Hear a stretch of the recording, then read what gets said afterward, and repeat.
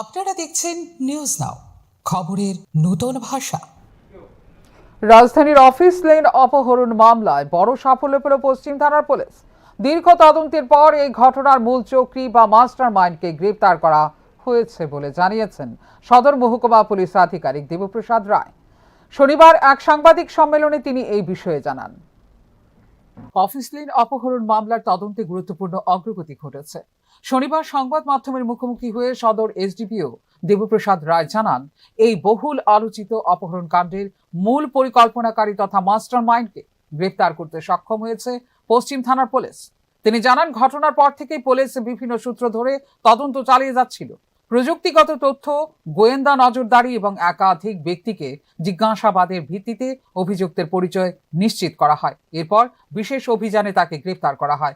SDPO আরও জানান, অভিযুক্তকে জিজ্ঞাসাবাদ করে ঘটনার সঙ্গে জড়িত অন্যান্য ব্যক্তিদের সম্পর্কেও গুরুত্বপূর্ণ তথ্য সংগ্রহ করা হচ্ছে।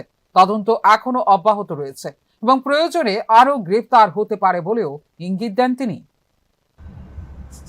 গত 16/5 তারিখে আপনাদের জানা আছে যে অফিস লেন থেকে একজন ব্যক্তিকে অপহরণ করা হয়েছিল এবং পরবর্তী সময়ে পশ্চিম থানার ওসি এবং আউটপোস্টগুলি এবং অন্যান্য যেগুলি নাকা আছে সেগুলিকে অ্যাক্টিভ করে এনিহাউ আমরা ওকে উদ্ধার করতে সক্ষম হয়েছি।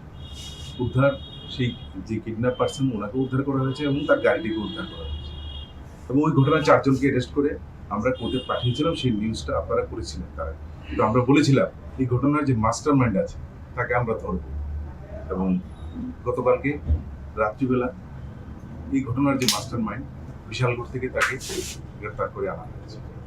পুলিশের এই সাফল্যে স্বস্তি প্রকাশ করেছেন এলাকার বাসিন্দারা।